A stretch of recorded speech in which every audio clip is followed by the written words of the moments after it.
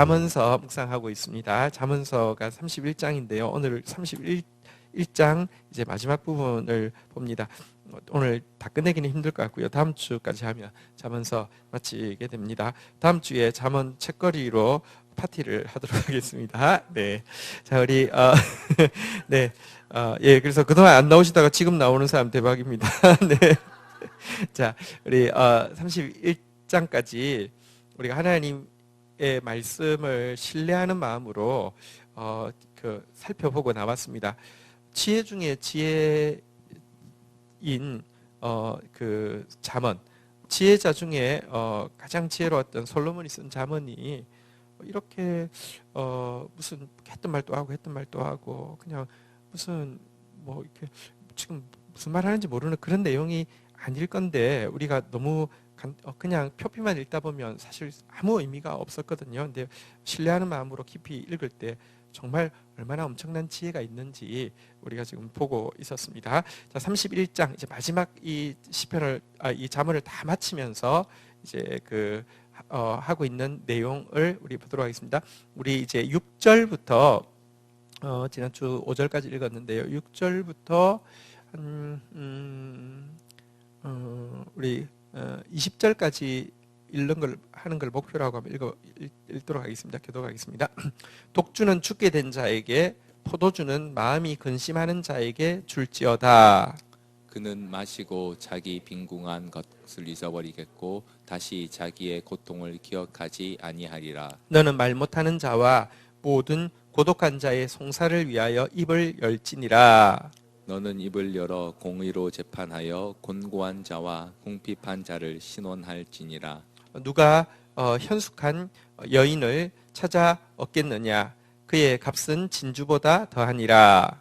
그런 자의 남편의 마음은 그를 믿나니 산업이 핍절하지 아니하겠으며 그런 자는 살아있는 동안에 그의 남편에게 선을 행하고 악을 행하지 아니하느니라.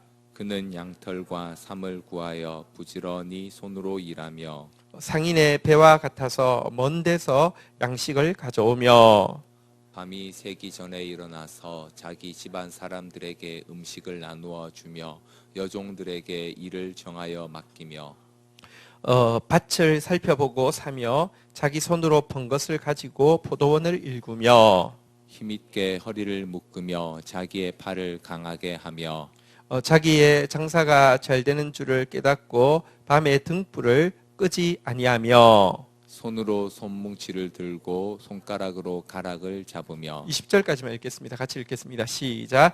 그는 공고한 자에게 손을 펴며 궁핍한 자를 위하여 손을 내밀며. 예, 아멘. 네.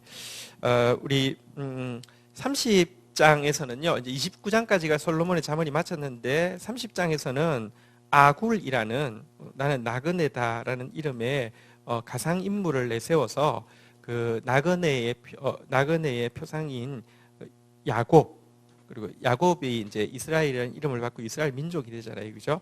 야곱 혹은 이스라엘 민족의 역사와 경험을 통해서 하나님의 지혜를 이렇게 쭉 이렇게 다시 정리해 놓는 방식이었다고 하면 31장은 르무엘 왕이라는 또 가상 인물을 내세우고 있죠.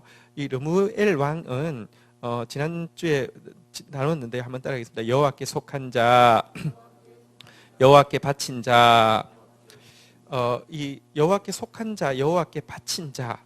성경에 보니까 여호와께 속한 자, 여호와께 바친 자에게 공통된 특징이 있는데 이 말씀을 듣는 자를 이야기합니다. 여호와께 속했다, 여호와께 바쳤다. 성경에 명확하게 말씀을 듣는 자를 이야기하고 있었고요. 또 이 말씀은 정확하게 이야기하면 예수 그리스도의 말씀을 듣는 자를 이야기합니다. 우리가 하나님의 말씀을 다 온전히 이해할 수 없습니다. 그러나 예수 그리스도를 통하여서 말씀이 육신이 되어서 오신 예수 그리스도를 통하여서 우리가 그 말씀을 이해하게 됐는데요. 이 여호와께 속한 자, 여호와께 바친 자, 다시 말하면 예수 그리스도의 말씀을 듣는 자는 어머니로 비유되어진 성령을 통하여서 또 예수님의 서원을 통하여서 자기를 희생함으로 말미암아 모든 사람을 자기에게로 이끌겠다는 서원을 통해서 난 교회를 이야기하고요. 교회가 신약 교회가 왕 같은 제사장인 신약 교회가 해야 될 일로 지난주에 4절 5절에서 본 내용은요. 세상으로 충만하지 말고 세상의 길, 그 명예, 권력, 쾌락을 추구하는 길로 가지 말고 다시 한번 따라하겠습니다. 권력 대신 섬김을, 탐욕 대신 나눔을, 쾌락 대신 거룩한 사랑을, 이것이 이제 교회가 걸어가야 될 길이다는 내용을 했고요. 그 다음에는 자아로 충만하지 말고, 세상으로 충만하지 않아야 될 뿐만 아니라 자아로 충만하지 말고 성령으로 충만해야 된다. 이렇게 이야기하는 것까지 우리가 5절까지 보았습니다. 자, 6절 교회가 이제 어쨌든 31장 르무엘은요, 솔로몬이 후대에 세워질 교회에 대해서 주는 예언이라고 할 수 있습니다. 30장은 이스라엘 민족에 대해서 이 지혜를 대입한 것이라고 하면요. 자, 교회에 주는 말씀 이어서 보도록 하겠습니다. 6절, 7절 교독 하겠습니다. 독주는 죽게 된 자에게, 포도주는 마음에 근심하는 자에게 줄지어다.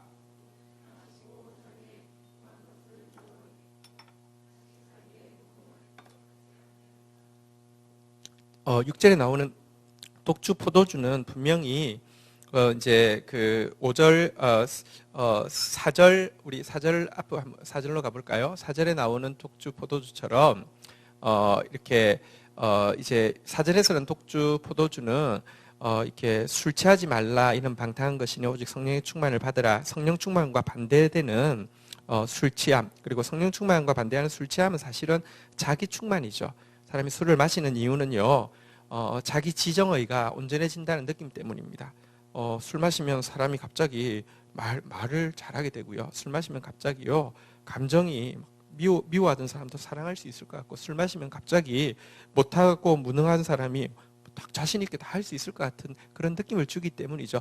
분명히 지금 독주와 포도주는요, 자아 충만을 이야기하는 것이었는데 7절에 나오는 독주와 6절에 나오는 독주와 포도주는요, 지금 자아 충만으로 번역했던 그 독주와 포도주하고는 조금 다릅니다. 잠언서에서는요, 포도주가 이 성령 충만과 반대되는 개념으로 그 자아 충만으로 나올 경우도 있지만 또 아주 긍정적인 면으로 나오는 부분도 많이 있습니다.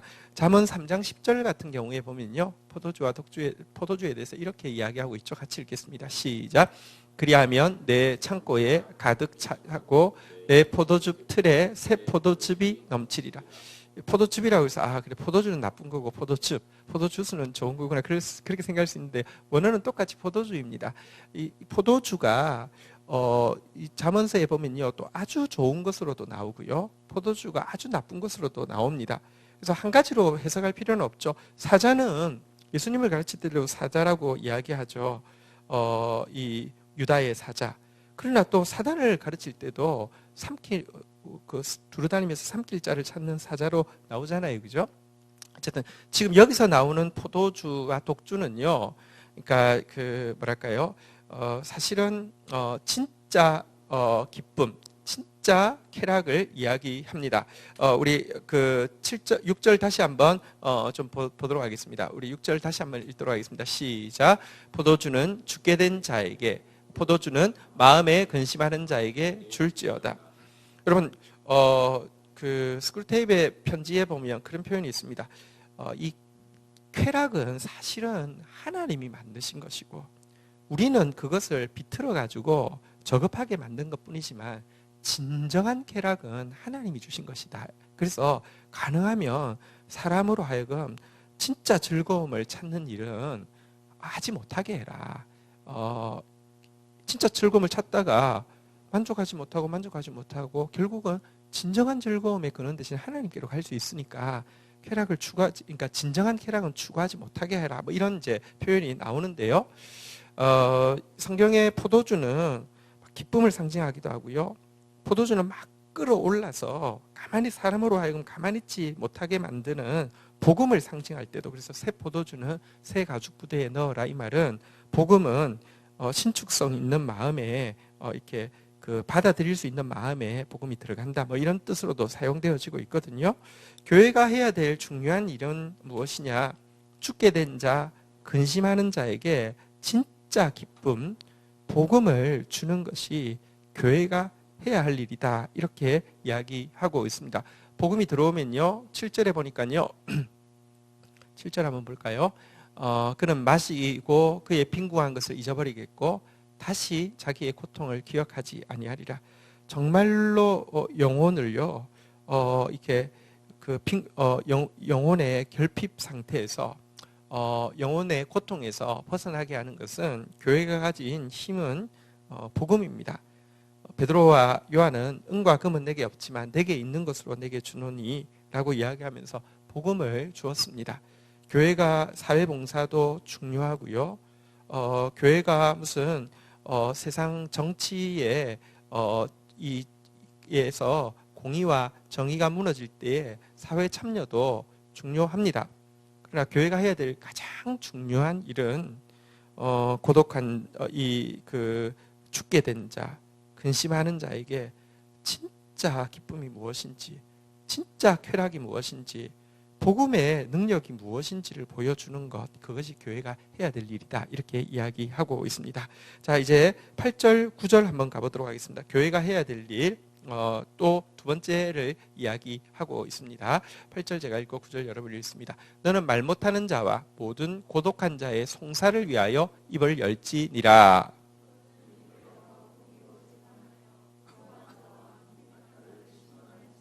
네, 교회가 해야 될 일 첫 번째는 복음을 주는 일입니다. 또 한 가지는요.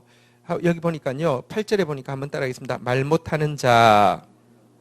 말 못하는 자란 사실은 벙어리를 이야기하는 게 아니라 자기를 변호할 수 있는 힘이 없거나 자기를 변호해 줄 사람이 없는 사람을 이야기합니다. 약자를 이야기하는 것이죠. 여기 말 못하는 자가 누군지 여기 설명이 나와 있는데요. 한번 따라하겠습니다. 모든 고독한 자. 9절에 보니까요. 또 이렇게도 표현하고 있네요. 한번 따라하겠습니다. 공고한 자, 궁핍한 자. 여러분, 말 못하는 자, 자신을 변호해 줄 사람이 아무도 없는 이런 모든 사람들을 위해서 교회는요. 입을 한번 따라하겠습니다. 8절에 보니까 있죠. 한번 따라하겠습니다. 입을 열지니라. 9절에 보니까요. 한번 따라하겠습니다. 입을 열어 신원할지니라. 교회가 해야 하는 일은요. 입을 열어서요. 이 말 못하는 자, 약자들을 위하여서요. 사실은 신원하는 일, 이렇게 약자들을 돕는 일 해야 되는 것이 교회가 해야 될 일이다. 이렇게 이야기하고 있습니다. 구약에서 제일 많이 강조하는 용어는요. 명확하게 한번 따라하겠습니다. 공의, 정의. 공의란 하나님의 말씀을 이야기하고요. 이것은 하나님 나라의 이론이 되고요. 정의란 이제 실천을 이야기하는데요. 말씀을 실천하는 것을 정의라고 부릅니다. 정의는 기본적으로 약한 자를 돌아보는 것입니다. 오늘 표현에 의하면 말 못하는 자들을 위해서 내가 대신 입이 되어주는 상태. 다시 말하면 약한 자를 돌아보는 것. 이것이 교회가 해야 될 일이다. 이렇게 이야기하고 있습니다. 교회는 약한 자를 돌아보는 공동체입니다. 물론 정의라는 게 약한 자를 돌아보면 무조건 정의냐 그렇지는 않습니다. 공의가 없는 정의는 정의가 아닙니다. 말씀이 없이 영혼을 그러니까 약한 자를 돌아본다는 것은 돌아볼 수 없습니다. 사람은 돌아볼 길도 알지 못하고요. 돌아보고 나서 그 결과 그 사람에게 진짜 유익이 되게 할 수도 없습니다. 그래서 공의가 있어야지 정의를 행하는 것인데요. 어쨌든 교회가 해야 되는 아주 중요한 일은 복음 전파와 더불어서 약자를 위해서 정의를 행하는 것이 교회가 해야 될 일이다. 약자의 목소리를 대변해 주는 것이 교회가 해야 될 일이다라고 이야기하고 있습니다. 초대교회가 세워지고 났을 때 사실은 성령께서 역사하셨다는 것을 알 수 있는 것이 뭐냐고 하면 예루살렘 총회의 결정입니다. 여러분, 초대교회가 세워졌을 때 초대교회의 주된 인구는 유대인이었습니다. 이방인은 극소수였죠. 그런데 유대인들에게 여러분 복음과 이 문화라는 것은요. 사실은 그들은 유대 배경에서 자랐기 때문에 그들의 문화가 다 그들에게 너무 익숙합니다. 근데 이방인은 문화적으로 너무 다릅니다. 복음이 그들로부터 나왔지만 자기들에게는 자기 문화가 너무 익숙한데 이방인에게는요 전혀 생소한 문화인데요. 근데 자기들에게는 이방인의 문화가 너무 거리끼는 것일 수 있습니다. 음식부터가 보면 막 기겁할 거를 먹는 그들. 그러나 그들에게는 너무 익숙한 것이죠. 예루살렘 총회를 했습니다. 분명히 총회 결과는 유대인식으로 하라고 결정 날 줄 알았습니다. 총회 다수가 이렇게 유대인들이고 그 다수 중에 세력을 가지고 있는 사람들 바리새인이었다가 기독교로 개종한 유대인들이었습니다. 그러니 결정은 불을 보듯 뻔했습니다. 그런데 초대교회가 정말로 성령에 의해서 태어났다는 것을 알 수 있는 게 결정을 하는데 유대인들에게 이 예수 그리스도의 복음 외에는 아무 짐도 지우지 않겠다고 결정한 것입니다. 예수 그리스도를 진실하게 믿으며 나머지 다 오케이. 그런데 단 한 가지 부탁하는데 가난한 자 돌아보라. 이것만 총회에서 덧붙였습니다. 그 정도로 여러분 이 정의의 문제, 약한 자의 대변인이 되어주는 것은요 교회가 절대 놓지 않아야 되는 것인데요. 오늘날 교회가 기득권층의 대변인이 되고 있는 부분은요 사실은 하나님 보실 때 복음의 본질에서 너무 벗어나 있는 모습입니다. 자, 요한복음 3장 10절에 보면 하나님의 자녀들, 다시 말하면 하나님의 자녀들이 모인 곳이 교회잖아요. 참된 교회의 두 가지 표식이 나오고 있는데요. 요한 1서 3장 10절 한번 같이 읽도록 하겠습니다. 시작. 예수께서 그에게 대답하여 이르시되 너는 이스라엘의 요한 1서 3장 10절. 예. 요한 1서 같이 읽겠습니다. 시작. 이러므로 하나님의 자녀들과 마귀의 자녀들이 나타나느니 무릇 의를 행하지 아니하는 자나 또는 그 형제를 사랑하지 아니하는 자는 하나님께 속하지 아니하니. 진짜 하나님의 자녀들 교회냐 아니면 마귀의 자녀들 정말 멸망할 이단이냐 두 가지로 표시한다고 하는데요. 첫 번째는요. 의를 행하느냐 행하지 않느냐. 말씀대로 하느냐 말씀대로 하지 않느냐가 첫 번째 기준입니다. 아무리 좋은 일 많이 해도요. 말씀 없이는요. 사실은요. 잘못된 길을 가고 있는 것이고 그 뒤에는요. 잘못된 의도가 들어있기 때문입니다. 교회는요. 말씀 정말 이 복음을 견고하게 지켜야 되고 전수해야 되는 것이 교회인데요. 복음을 가지고 있으면 결국 무엇으로 드러나느냐? 형제를 사랑하는 공동체는요. 교회이고요. 형제를 사랑하지 않는 것은 마귀의 자녀들이라고 이야기하고 있습니다. 형제, 약한 자 돌아보는 거, 약한 자 세우는 거 이것이 참된 교회에 반드시 해야 될 일이다. 이렇게 이야기하고 있습니다. 어쨌든 르무엘 왕에게 주는 교훈, 다시 말하면 왕 같은 제사장인 교회에 주는 교훈은 두 가지 하지 말고 두 가지 하라 이렇게 정리됐는데요. 두 가지는 세상으로 충만하지 말고 자아로 충만하지 말고 해야 될 두 가지는 복음, 참된 기쁨을 복음을 전달하는 사람 되어지고 약한 자를 돌아보는 정의를 행하는 사람 되어지는 것, 이게 교회다 이렇게 이제 교훈하고 있었습니다. 자, 이제 다음은 진짜 마지막에서 또 마지막인 현숙한 여인의 노래를 보도록 하겠습니다. 10절부터 31절까지 22절에 걸쳐서 나오는데요. 이 현숙한 여인의 노래는 일단 이 유대인들로 하여금 외우게 하기 위해서 만들어진 노래입니다. 왜냐하고 하면 히브리어 알파벳이 22자인데요. 10절부터 31절까지 10절 같은 경우는 알렙, 그러니까 알파벳 A로 시작하고요. 11절은 뭐 벳, 그러니까 뭐 우리 스펠링으로 하면 B로 시작하고 이런 식으로 해서 딱 그 외울 수 있도록 이렇게 돼 있는 것이고요. 여러 번 말씀드려서 기억하겠지만 여기서 나오는 현숙한 여인은 슈퍼우먼, 그래서 우리 자매들을 무한히 이렇게 주눅들게 하는 그 슈퍼우먼하고 상관은 없고요. 잠언서 앞에서 계속 이야기해온 지혜가 여성으로 되어 있는데요. 지혜의 여인에 대해서, 지혜에 대해서 이야기하는 것입니다. 지혜의 효력이 무엇인지, 지혜가 구체적으로 무엇인지, 지혜의 결과가 무엇인지를 이 현숙한 여인이라는 이렇게 그 비유를 통해서 이야기하고 있는 것입니다. 자, 먼저 10절 같이 읽도록 하겠습니다. 읽겠습니다. 시작. 누가 현숙한 여인을 찾아 얻겠느냐? 그의 값은 진주보다 더하니라. 자, 여기 현숙한 여인이 지혜라고 했는데요. 그 지혜의 값은 진주보다 더하다 이랬는데 사실 잠언서의 앞부분에서도 보면 이 현숙한 여인이 지혜라는 것을 명확하게 이야기하고 있습니다. 한번 확인해 보겠습니다. 잠언 3장 15절에 보면요. 한번 같이 읽도록 하겠습니다. 잠언 3장 15절 읽겠습니다. 시작. 지혜는 진주보다 귀하니 내가 사모하는 모든 것으로도 이에 비교할 수 없도다 라고 이야기하면서 진주보다 귀한 게 뭐라고요? 지혜라고 이야기하고 있죠. 그래서 현숙한 여인이 지혜임을 알 수 있습니다. 잠언 8장 11절에도 이렇게 나오고 있습니다. 같이 읽도록 하겠습니다. 잠언 8장 11절 같이 읽겠습니다. 시작. 대저 지혜는 진주보다 나음으로 원하는 모든 것을 이에 비교할 수 없습니다.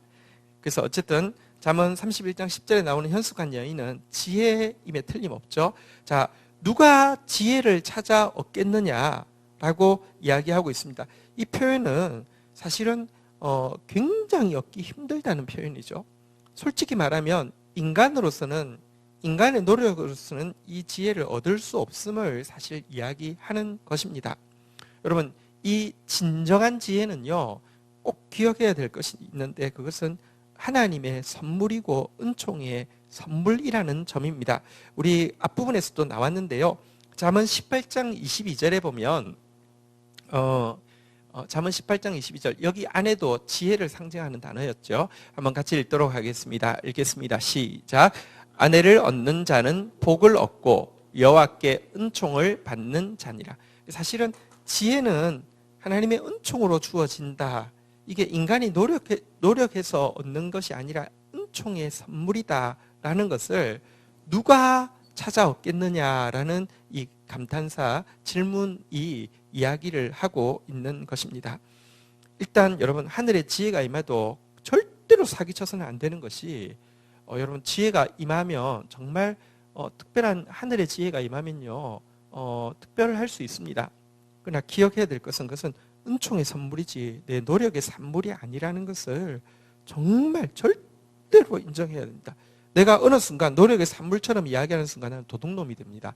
하나님께 선물로 받아놓고는요 내가 만든 것처럼 내 노력으로 만들어낸 것처럼 하는 것만큼 도둑질이 없습니다. 저는 사실 교회에는 우리 성도들이 여럿이 있고요. 각자에게 하나님이 필요한 은사를 주셔서 몸이 되게 하십니다. 모두 입이 되어서는 안 됩니다. 그럼 어떻게 되겠습니까? 발가락도 있어야 되고요. 손가락도 있어야 되고요. 근데 저에게는 하나님이 분명히 은사를 주시되 지혜와 지식의 은사를 주셨습니다. 이거는 이제 그건 사실이니까요. 근데 왜 그러냐고 하면 제 마음에 어릴 때 처음 청소년들을 이제 맡아서 가르치게 됐는데 말을 하면 중간에 뚝뚝 다 떨어지는 게 느껴져요. 이렇게 말이 이게 하나님 아무리 웃긴다고 들어가질 않아요. 이렇게 아무리 떡볶이 사줘도 들어가질 않아요. 말씀이 자꾸 뚝뚝 떨어지는 거예요. 그래서 그러니까 출석도 자꾸 뚝뚝 떨어지죠. 자꾸 빠지죠. 고민돼가지고 많이 이제 하나님 앞에 이제 금식하면서 기도할 때 첫 번째는 내가 목자가 아니라는 걸 알려주셨어요. 그냥 선생이지 목자 아니에요. 그 아이들 위해서 죽을 마음이 하나도 없는 거 알게 하셨어요. 네가 죽으려고 결정해야지 목자가 되어야지부터 영혼 사역이 시작된다고요. 그래서 진짜 죽기로 결정했습니다. 죽기로 결정하고 나니까 더더구나 아이들에게 좋은 거 주고 싶은데 제일 좋은 거는 이 말씀이잖아요, 그죠? 말씀을 주고 싶은데 뚝뚝 떨어지니까 중간에 뚝뚝 떨어지니까 성경에 보니까 지혜로운 자가 사람을 얻는데요. 하나님 나한테 지혜 주세요. 그게 너무 크게 들어왔어요. 너희 중에 누구든지 지혜가 부족하면 후히 주시고 꾸짖지 않는 아버지께 구하면 주신다고 그랬잖아요. 그래서 그때부터 한 3년을 어쨌든 기도만 하면 목이 쉬도록 지혜 주세요. 지혜 안 주려면 차라리 내 목숨을 걷어가 주세요. 아니 양을 위해서 목숨을 바치는 게 목자라고 했는데 목숨 바치기로 결정했는데 이 아이들에게 목숨 바친다고 하면 뭐해요? 좋은 거 줘야 되는데 이 말씀이 안 들어가는데 차라리 이렇게 말씀이 안 들어갈 것 같으면 목자도 아닌 목자니까 근데 죽여주세요. 아니면 말씀 지혜 주세요. 정말 3년을 기도했습니다. 근데 놀라운 것은 그렇게 기도하게 한 것도 결국은요 나한테 그 지혜라는 은사를 주고 싶어서 더 사모하게 하신 것도 있고요. 또 간절히 구했더니 하나님께서 주셨어요. 여러분 하나님께서 이 은총을 주시는 비결은요. 한번 따라하겠습니다. 잠언서 8장 17절 보면 이런 말씀이 있죠. 한번 같이 읽겠습니다. 잠언 8장 17절 같이 읽겠습니다. 시작. 나를 사랑하는 자들이 나의 사랑을 입으며 나를 간절히 찾는 자가 나를 만날 것입니다. 여기서 나는 지혜인데요. 지혜를 사랑하는 자들이 지혜의 사랑을 입고요. 지혜를 간절히 찾는 자가 지혜를 만날 것이라고 그랬습니다. 어쨌든 간절히 찾게 하셔서 만났습니다. 그때부터 여러분 제가 23살에 출판 일을 시작을 했어요. 글을 썼어요. 근데 독자들이요 제 글을 읽고 두 가지 오해를 했는데, 첫 번째는 이름이 권지현이어서 자매인 줄 알아서 그 이제 편지로 권지현 자매님께 이렇게 오는 사람들이 좀 있었고요. 두 번째는 대부분의 독자들이 느끼기는 한 60대 정도 때 사람이 글을 쓰나 보다 이렇게 생각을 해서 했어요. 이제 제가 23살인데 지금도 우리 이제 왕야애들부터 이제 그때 쓴 책이 GT도 뭐 초토부터 보면 이게요, 사실은 나이와 경험이 지식에 되게 중요하잖아요. 그죠? 근데 어쨌든 이게 하나님으로부터 온 지혜가 초월하는 지혜가 있다는 것을 제가 인정하게 돼요. 그래서 감사하게 되는데, 문제는 그럼에도 불구하고 이것은요, 다시 한번 따라 하겠습니다. 한번 따라 하겠습니다. 이 여호와께 은총을 받은 자니라. 지혜는요, 우리 31장 10절 우리 가서요. 지혜 누가 찾아 얻을 수 있겠느냐? 인간으로 찾을 수 없다는 뜻도 되고요. 또 진짜 이 은총을 반드시 찾기 위해서 사랑하고 간절히 찾으라는 뜻도 되지만, 찾고 났을 때에 이게 하나님의 은총으로 주어진 것이지 내가 노력해서 주어진 거 아니라는 거 잊지 않아야 된다는 것도 이 표현이 이야기하고 있습니다. 노력이 없었는데 찾았다는 건 아닙니다.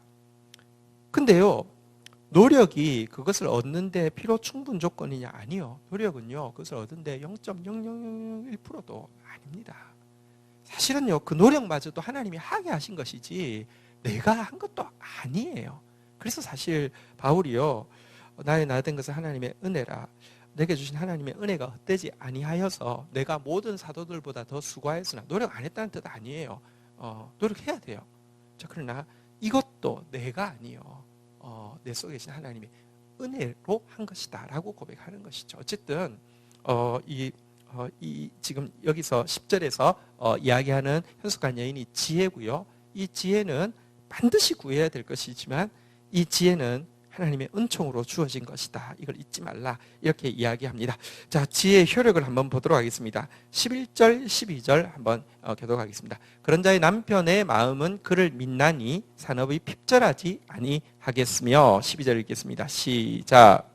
그런 자는 살아있는 동안에 그의 남편에게 선을 행하고 악을 행하지 아니하느니라. 자, 여기 남편은 지혜를 가진 사람을 이야기하겠죠. 11절, 지혜를 가진 사람에게 어떤 일이 있습니까? 한번 따라하겠습니다. 산업이 핍절하지 아니하겠으며. 원어의 뜻은 그 도둑질할 필요가 없으며 이렇게 돼 있는데요. 무슨 말이냐고 하면 이것은 지혜의 충족성을 보여줍니다. 하나님의 지혜가 임하면요, 어디 가서 딴 것으로 채울 필요가 없다는 것입니다. 여러분, 하나님의 지혜가 임하고 나면요, 한번 따라하겠습니다. 그를 믿나니. 제가 사실 설교 준비할 때 그 믿음이 되게 큽니다. 뭐냐고 하면 제가 이제 일단 1차적인 믿음은 뭐냐고 하면 하나님은 반드시 말씀을 주신다. 왜냐고 하면 사모하는 영혼들이 있는데 말씀을 안 주실 리가 없다. 이 믿음이 있고요. 두 번째, 말씀을 딱 주시잖아요. 그죠? 근데 말씀을 주셨는데 무슨 뜻인지 잘 모르겠어요. 또 혹은 좀 어려워요. 혹은 이게 그 해석이 잘 안 돼요. 그래도요, 내 마음에 두 번째 믿음은 뭐냐고 하면, 다시 한번 따르겠습니다. 그를 믿나니. 하나님 주신 말씀은 그것으로 충분하고 그 속에는 반드시 이렇게 말씀이 가르쳐 주신다는 믿음이 있기 때문에, 믿기 때문에 보는 거예요. 이 불안하면요, 말씀을 받았는데 사실은 불안하면 이래가지고 설교를 잘 못하면 어쩌지? 무슨 말인지 모르면 어쩌지? 뭐 차라리 이것보다는 이러면 내가 설교 못하면 사람들이 분위기가 싸해지겠지? 이거 덥고 뭐 다른 거 해볼까? 이런 생각 초창기에는 했어요. 요즘은요, 마지막 설 때까지도 무슨 말인지 모를 때도 있어요. 상관없어요. 그게 진짜 하나님이 주신 말씀이 맞다는 확신이 들면요, 모른 채 서요. 모른 채 서도 상관없어요. 왜냐고 하면 지혜는요 충분합니다. 하나님께서요 내가 그 믿음을 보시는 거예요. 근데 그 자리에 설 때까지도 정확하게 왜 이 말씀을 주셨고 이 말씀이 무슨 뜻인지 몰라도 괜찮아요. 서서 입을 열기 시작함에 하나님께서 말씀하시는 것을 너무 많이 경험해요.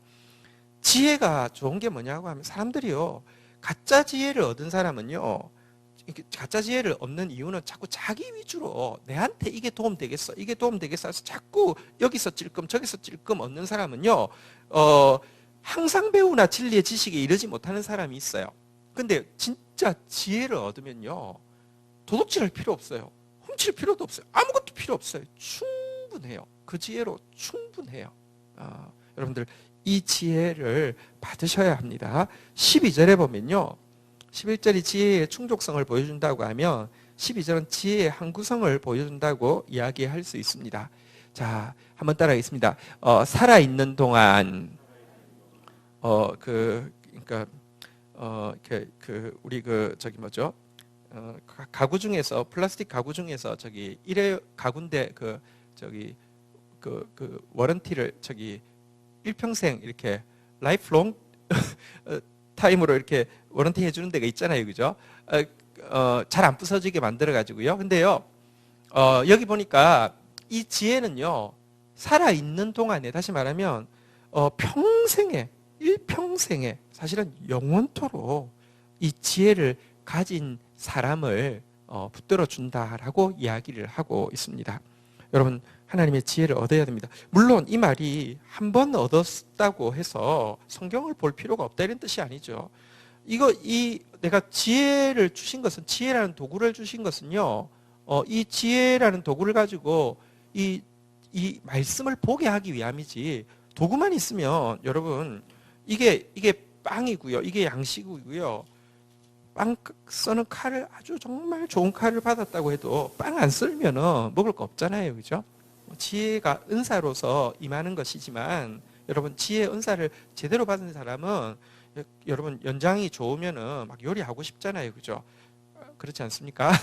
예, 그처럼 이 말씀 이제 매일 대해야 되는데요. 어쨌든 매일 말씀 사모하고 매일 말씀 대하지만 이 말씀을 통해서 지혜가요 항구적으로 계속 영향을 끼친다는 뜻을 가지고 있습니다. 뒤에 보니까 또 한 가지, 이 지혜가요 항구적으로 영향을 끼치는데, 여기 보니까 한번 따라하겠습니다. 선을 행하고 악을 행하지 아니하느니라. 여러분, 이 지혜가 우리에게 들어온다는 것을요, 여기 보니까 선한 지혜도 있고 악한 지혜도 있음을 이렇게 암시하고 있는데요.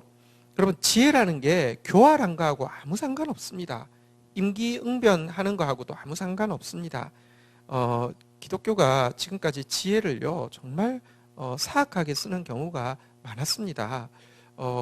제가 잊혀지지 않아서 그런데 제가 신대원 다닐 때 기차를 타고 통학을 했는데, 기차 옛날에는 통일호, 새마을호는 비싸서 잘 못 타고 통일호주로 타고 다니면 6시간 동안 이제 서울 부산 왔다 갔다 하면 되게 피곤하거든요. 그래서 옆자리에 누가 앉느냐가 또 중요합니다. 근데 가끔 피곤한 분 타시면 참 불편하긴 한데, 옆자리에 어떤 분이 앉으셨는데 목사님이 앉으셨어요. 근데 이제 말이 이제 시작돼서 신학생이라고 하니까 그러냐고 하시다가 하나님께서 자기에게 지혜를 주셨다고 막 그런 이야기를 하시면서, 근데 내가 그 지혜를 어느 기도원에서 받았는데 지금 그 기도원 가는 길이라고 막 이제 그런 이야기를 해서, 사실은 이제 이렇게 좀 불편하긴 한데 그래도 뭐 지혜 받았다고 하니까 뭐라고 거절도 할 수 없고 그냥 옆에 있었어요. 근데 옛날에는 검표원이 이제 중간에 들어옵니다.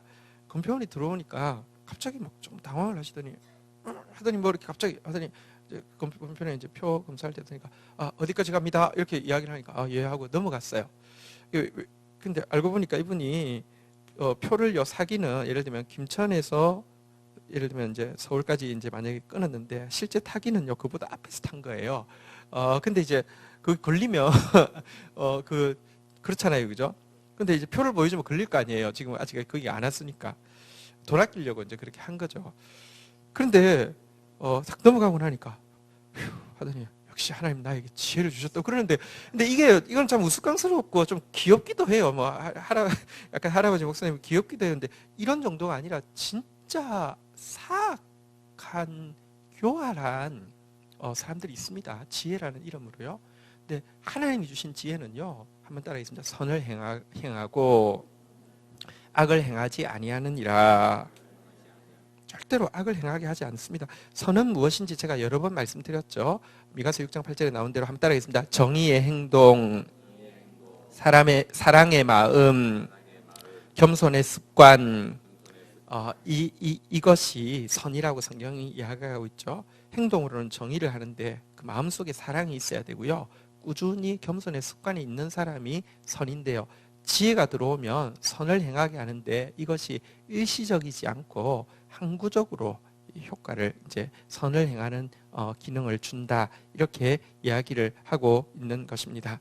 한번 따라하겠습니다. 선한데 지혜롭고 악한데 미련하기를 원하노라.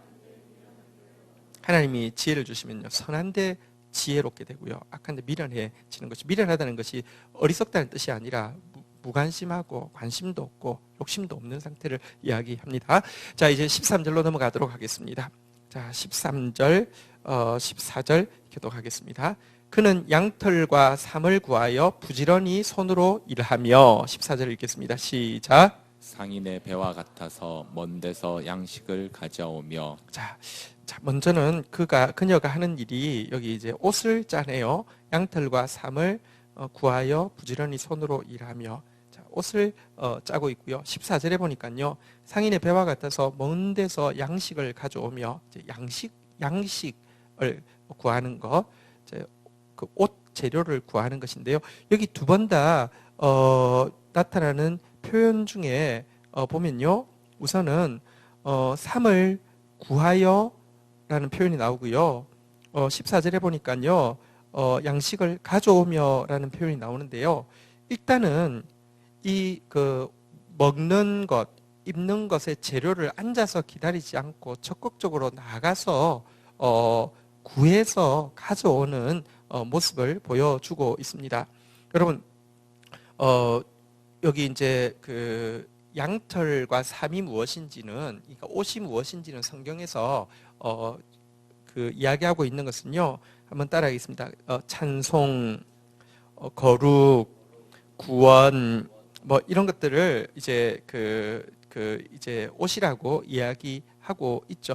이사야서 61장 3절에 보면요, 옷을 여기 이제 찬송에 비교하고 있음을 알게 됩니다. 한번 같이 한번 읽도록 하겠습니다. 읽겠습니다. 시작. 무릇 시온에서 슬프게 화관을 주어 그 죄를 대신하며 기쁨의 기름으로 그 슬픔을 대신하며 찬송의 옷으로 그 근심을 대신하여. 어쨌든 여기 보니까 한번 따라하겠습니다. 찬송의 옷. 우리 시편 110편 3절에 보니까요, 한번 따라하겠습니다. 거룩한 옷. 이사야서 61장 10절에 보니까요, 이사야서 61장 10절에 보면, 61장 10절 한번 가볼까요? 한번 같이 읽도록 하겠습니다. 한번 따라하겠습니다. 구원의 옷, 공의의 겉옷. 어쨌든 성경에서 옷은요, 찬송, 그러니까 막 기쁨을 뜻하고요, 거룩, 혹은 이제 구원, 혹은 뭐 공의, 뭐 이런 것들을 뜻할 때 사용되어지는 단어고요. 여기 양식은 특별히 이제 말씀을 상징하는 것이죠. 자, 그런데 우리에게 기쁨이 사라졌습니다. 거룩이 이 시대에 막 무너지고 있습니다. 구원이 희미해져 갑니다. 영적 양식이 희귀해져 갑니다. 이럴 때에 지혜는 어떻게 하느냐고 하면요, 없으니까 어쩔 수 없어라고 핑계 대는 것이 아니라 적극적으로 찾아내서 결국은 가지게 한다는 것입니다. 한번 생각해 보십시오. 홈리와 비나스 시대, 엘리 시대에 하나님 말씀이 희귀했습니다. 사무엘이 이렇게 생각할 수도 있겠죠. 이 시대는 어쩔 수 없어, 안 돼. 그러면서 이 영적 양식이 없는 것에 대해서 합리화할 수 있습니다. 내가 우울하고요, 삶에 무겁습니다. 어쩔 수 없어, 이렇게 무너져 앉아 있을 수도 있습니다. 근데 지혜는요, 사실은요, 없다고 핑계대고 그냥 있게 하지 않습니다. 반드시 구해냅니다. 반드시 가져옵니다. 하나님을 경외하는 자는요, 하나님의 자녀에게 반드시 양식 주실 것을 믿고요, 기쁨을 주실 것을 믿고요, 찬송하게 하실 것을 믿고요, 거룩하게 하실 것을, 구원하실 것을 믿기 때문에 하나님을 경외하는 자는 반드시 얻어내고야 맙니다. 시편 115편 5절에 보면 이런 말씀이 있는데요. 한번 같이 읽도록 하겠습니다. 시편 111편 5절. 예, 111편 5절에 보면 이런 말씀이 있습니다. 111편 5절. 같이 읽겠습니다. 시작. 여호와께서 자기를 경외하는 자들에게 양식을 주시며 그의 언약을 영원히 기억하시리로다. 여러분, 하나님 경외하고 없을 때에 주십시오 하면요, 더 주십니다. 그 한 사람이 영원히 살 뿐만 아니라 그 한 사람 통해서 시대가 살 수 있도록 만들어 주시는 분이십니다. 어쨌든 하나님 앞에서 여러분들 없으면 구하여서 가져와서 얻게 하는 것이 진짜 지혜입니다. 여러분, 그 가짜 지혜를 얻으면요, 핑계가 많아지고요, 요령이 많아지고요, 비판이 많아지지만 진짜 지혜를 얻으면요, 반드시 기쁨이 넘치도록, 반드시 말씀이 넘치도록 하고야 마는 것입니다. 예를 들어 우리 공동체의 어떤 부서에 말씀이 희귀해졌습니다. 찬송이 사라져 버렸습니다. 이제 거룩이 사라져 버렸고요. 만나면 하나님 말씀 이야기가 아니라 그냥 세상 이야기하다 마칩니다. 이러면 거기에 있는 한 작은 사람이 그냥 우리 부서는 이래서 안 돼라고도 할 수 있고요. 근데 지혜가 진짜 임하면요, 그 한 사람이 결국은 그곳에서요, 다시 말씀이 흥왕하도록, 기쁨이 넘치도록, 이렇게 거룩이 막 일렁거리도록 만들어내는 것이 지혜자입니다. 지혜가 임하면 그런 일을 합니다. 그래서요, 여러분, 기도하시되 우리 공동체에 어떤 연약함이 보이면요, 그 연약함이 문제가 아니라 지혜 없음이 문제입니다. 내가 하나님 찾으시는 그 한 지혜자 되면 되는 것입니다. 한 명철한 사람이 되면 되는 것입니다. 자, 15절 한번 보도록 하겠습니다. 같이 읽도록 하겠습니다. 읽겠습니다. 시작. 밤이 새기 전에 일어나서 자기 집안 사람들에게 음식을 나누어 주며 여종들에게 일을 정하여 맡기며. 자, 지혜가 있으면 어떻게 된다고요? 한번 따라하겠습니다. 밤이 새기 전에 일어나서, 새벽을 깨운다는 뜻이죠. 한번 따라하겠습니다. 집안 사람들에게 음식을 나누어 주며, 말씀이 이제 임하게 한다는 것이죠. 진짜 지혜는요, 하나님의 말씀을 새벽에 받고요, 그 말씀을 나누어 주는 것이 지혜다, 이렇게 이야기를 하고 있습니다. 어쨌든 지혜가 임하면요, 새벽이 좋아지고요, 하나님 말씀을 받게 되고요, 나누어 주게 되고요. 이렇게 되면요, 한번 여기 보니까요, 한번 따라하겠습니다. 여종들에게 일을 정하여 맡기며. 내가 먼저 말씀을 받지 않은 사람이면요, 종들이 주인을 끌고 다닙니다. 아침에 하나님의 양식을 받으면요, 내가 일상의 삶을 끌려다니는 사람이 아니라 일상을 주도하는 삶을 살 수 있는데요, 내가 지혜가 없어서 말씀을 받지 못하고 나면요, 일상이 나를 종처럼 끌고 다니게 됩니다. 그런 경우 많이 하시지 않습니까? 여러분들, 근데 말씀이 딱 있으면요, 하루가 정리가 되어지고요, 딱 할 일을 지정해서 하게 할 수 있는, 내가 명령하는, 내가 내 삶을 향해서, 내 일상을 향해서, 내 여건을 향해서 명령하는 삶을 살게 해준다는 것입니다. 지혜가 이런 역할이 있습니다. 16절 한번 보도록 하겠습니다. 같이 읽도록 하겠습니다. 시작. 밭을 살펴보며 사며 자기의 손으로 번 것을 가지고 포도원을 일구며. 자, 여기 밭을 자기 손으로 번 것을 가지고 사고, 또 포도원을 사고, 그거 살 뿐만 아니라 밭을 일구고 포도원을 일군다, 이렇게 표현을 하고 있습니다. 여기 이 표현에서 먼저 좀 생각할 것은요, 남편은 뭘 하는 것일까요? 아내가 돈도 벌고, 아내가 이제 밭도 사고, 살 때도 이제 살펴서 사고요, 아내가 막 밭도 일구고요. 일단 남편들, 이런 아내 있으면 참 좋겠다, 그죠? 놀고 먹을 수 있겠다, 그죠? 여기서 남편이 나오긴 나오는데 남편이 계속 부수적으로 나오잖아요. 우리는 내가 주도적으로 하고 있는 게 잘하는 거라고 자꾸 착각합니다. 아니요. 주도권을 지혜에게 주십시오. 이게요. 내가 지혜롭지도 않은 내가요. 자꾸 주도권을 쥐려고 하니까 문제가 있습니다. 여기 남편이 이제 뒤에도 또 나오고 앞에도 좀 나오긴 했는데요. 되게 부수적으로 나옵니다. 지혜가 주를 이루고요. 남편, 다시 말하면 우리가 부수자가 되어 있음을 보여주게 됩니다. 어쨌든 지혜를 따라가야 합니다. 자, 그런데요. 여기 보니까요. 여기 이런 표현이 있네요. 한번 따라하겠습니다. 밭을 살펴보고 사며. 자, 이제 밭을 사는데 혹은 포도원을 사는데요. 이 지혜의 여인은요. 자기가 그 번 돈으로, 그러니까 자기 이렇게 살 뿐만 아니라 자기의 분별력을 가지고 산다, 이렇게 표현되어 있는데요. 여러분, 사실 우리가 제한된 시간, 제한된 물질, 제한된 감정을 가지고 있는 인간입니다. 그래서 우리가 하는 모든 행위는 투자 행위인데요. 이 일을 위해서 제일 중요한 것은 분별력이 필요합니다. 씨 뿌릴 만한 밭을 사고요. 땀 흘릴 만한 포도원을 선택해야지만 뿌린 씨, 흘린 땀이 열매가 되는데, 여러분, 씨 뿌려도 거둘만 하지 않은 땅을 사고 땀 흘려도 열매 맺지 못할 포도원을 산다고 하면 그건 진짜 일단 실패를 예약해 놓은 것이죠. 지혜가 임하면 정말 좋은 게 뭐냐고 하면, 지혜는요 막 떠벌리고 자기 자랑하지 않습니다. 지혜는요 돼지에게 진주를 주지도 않습니다. 지혜는요 투자해야 될 때 투자하게 하고, 분별해서 선한 것을 취할 것을 취하게 하는 것이 지혜입니다.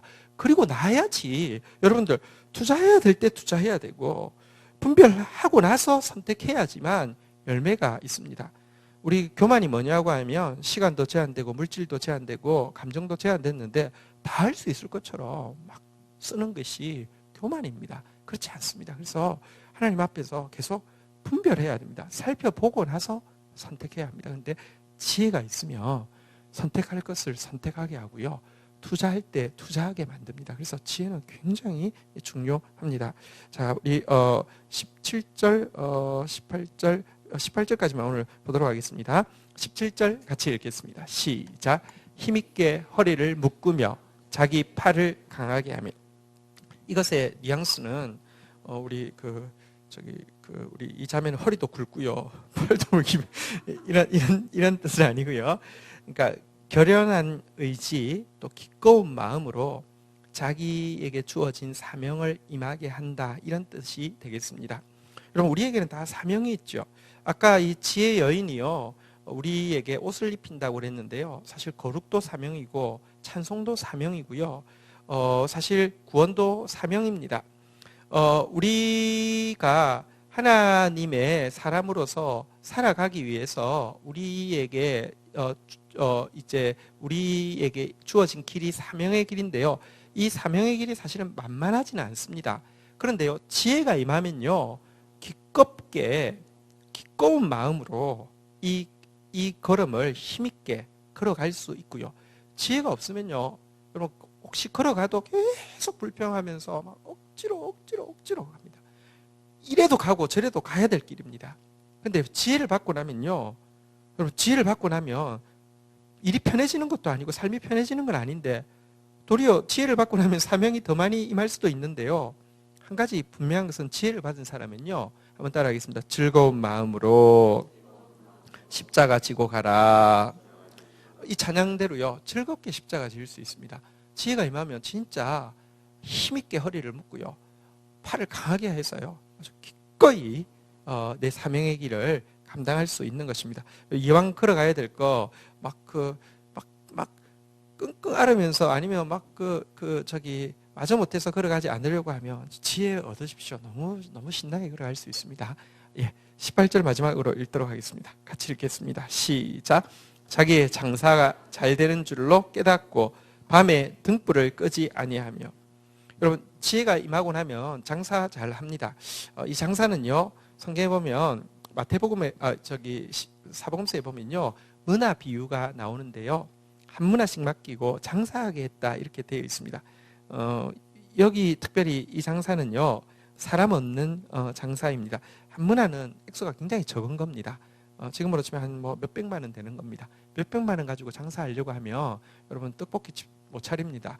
외국에 가서 장사하려고 하면요, 진짜 이렇게 이렇게 노점밖에 못함, 그러니까 뭐 이렇게 길거리에 좌판밖에 못합니다. 근데 왜 왕이 이제 왕자가 왕위를 받으러 가면서 자기가 믿는 신하들에게 몇백만 원 주면서 장사하게 했을까요? 그 이유는 거기 보면 이 왕자에 대해서 오해하는 사람 너무 많습니다. 싫어하는 사람 너무 많습니다. 거짓된 사람이 소문을 퍼뜨렸기 때문에. 근데 왕자가 제일 신뢰하는 사람들에게 몇백만 원 줘서 좌판하게 한 이유는요, 왕자가 제일 신뢰하는 사람, 좌판은 사람과 사람의 얼굴을 대하는 거잖아요. 그죠? 그래서 대하게 하면서 저 사람 보니까 그가 섬기는 왕자가 이제 왕이 되실 분이 좋은 분이구나 알게 하는. 사실 이 장사는요, 영혼 장사죠. 사람 얻는 것이죠. 자, 근데요, 자기 장사가 잘 되는 지혜가 있으면 사람을 얻습니다. 그래서 장사 잘합니다. 잘 되는 줄 깨달으면 어떻게 해야 되느냐? 이렇게 내게 하나님 지혜 주시더니 사람이 얻어졌다고 하면서 할렐루야 하면서 이렇게 뭐랄까요? 자기 자랑하고 이런 게 아니라요. 한번 따라하겠습니다. 밤에 등불을 끄지 아니하며. 여러분, 지혜가 있으면 아까 보니까 밤이 새기 전에 일어난다 그랬잖아요. 그죠? 새벽을 깨운다는 뜻이고요. 그 다음에 여기 밤에 등불을 끄지 않는다는 것은요, 흑암의 세력이 다가오지 못하도록 밤에도 깨어 있다는 것을 이야기합니다. 지혜가 임하면요, 여러분들 새벽에 하나님 말씀을 순전하게 바라게 하는 것도 지혜이지만, 지혜가 임하면요, 잘 되고 있을 때에도 흑암의 세력에 대비하게 이 밤을 지키는 일을 하게 하는 것이 지혜입니다. 깨어있게 하는 것이 지혜입니다. 어쨌든 지금 오늘 이제 지혜의 여인을 우리가 쭉 살폈는데요, 되게 큰 축복임을 우리가 볼 수 있었습니다. 우리 한번 오늘 내용을 이렇게 가지고 하나님 앞에 나가서 기도할 때에, 하나님, 저희 교회가 정말 복음의 기쁨을 나누어주는 교회가 되어지게 하여 주시고, 약자의 입이 되는 정의의 교회가 되어질 수 있도록 도와주시옵소서. 하나님, 이 지혜를 가짐으로 말미암아 이 충족한 지혜, 항구적인 지혜를 경험하게 하여 주시고, 복음으로 말미암아 찬송의 옷을, 또 이 구원의 옷을, 거룩의 옷을 입고 이 복음의 이 양식을 얻는 데에 정말 핑계 대지 아니하고, 말씀이 없으면 가져오면 되는 겁니다. 기쁨이 없으면 부지런히 이렇게 구하면 되는 것입니다. 그런 사람, 그런 공동체 되어지게 하여 주십시오. 새벽을 깨우며 주의 말씀을 받음으로 말미암아 삶을 다스리는 사람 되어질 수 있도록 도와주십시오. 또 하나님, 분별하여서 내가 투자할 때 투자하는 사람 되어지게 하여 주십시오.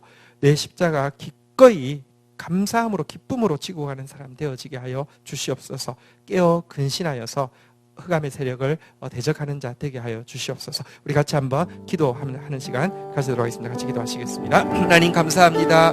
이날도 주 앞에 나와서 사랑하는 마음으로, 사모하는 마음으로 지혜를 구하는 이들에게 진주보다 귀한 값진 보배 대신 지혜가 하나님의 은총으로 임하게 하여 주시옵소서. 지금도 한 명철한 자를 찾으시는 주님 앞에서 그 한 명철한 자가 우리 사랑하는 지체들 되어지게 하여 주셔서, 이들이 들어가는 곳마다 생명이, 이들이 들어가는 곳마다 소망이, 이들이 들어가는 곳마다 사랑이 흘러가는 생명의 통로, 구원의 통로가 되게 축복하여 주시옵소서. 감사합니다. 예수 그리스도의 이름으로 기도 올립니다. 아멘.